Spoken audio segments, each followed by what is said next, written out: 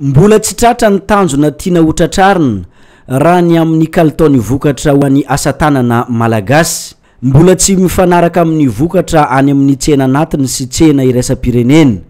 Fomba iray mba hatratrarana an'izay tanjona izay indrindra no tadiavina amin'izao fotoana izao. Ny atao hoe zava-misy moa zany eo amin'ny tsena aloha voalohany indrindra dia ny tsena dia mivoatra. Izany tsy midika fa ratsy ny kalitaon'ny asa tanana malagasy. Fa kosa mba hahafahantsika manenjika an'izay fivoarany kalitao eo amin'ny tsena iraisam-pirenena izay sy ny tsena ato anatin'izay zany dia tsara ihany ny fampatsiahivana ny fiazonana an'izay ataontsika performance zay eo amin'ireo mpanao asa tanana ireo. Maro amin'ireo mpanao asa tanana malagasy eto Mahajanga no te hisehatra amin'ny fanondranana entana any ivelany anefa tsy mahafantatra akory ny tokony atao mba hatongavana amin'izay.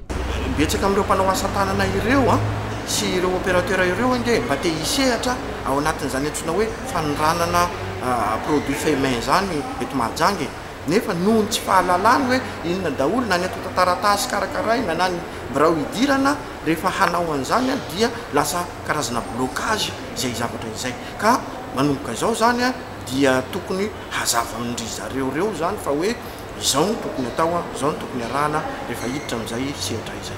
Mitobaka eto Madagasikara ny vokatra avy any ivelany. Saika ireny no mampiraika ny malagasy amin'izao fotoana izao fa tsy liana firy amin'ny vokatra ny asa tanana malagasy. Manao ezaka ny amerenana ny lanja ny asa tanana malagasy ny tompona andraikitra.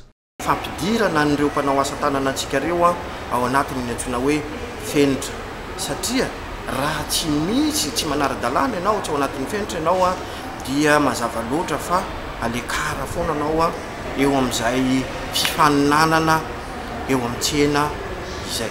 Ka izay anton'izay zany mahatonga anay manentana hoe manaova fikambanana nareo midira ao anatin'ny syndicat nareo mpanao asa tanana mba hiarovantsika bebe kokoa an'izay vokatra asa tanana. Mora kokoa zany ny miaro ny mpanao asa tanana raha ohatra ka miditra ao anatin'izay sehatra izay izy ireo.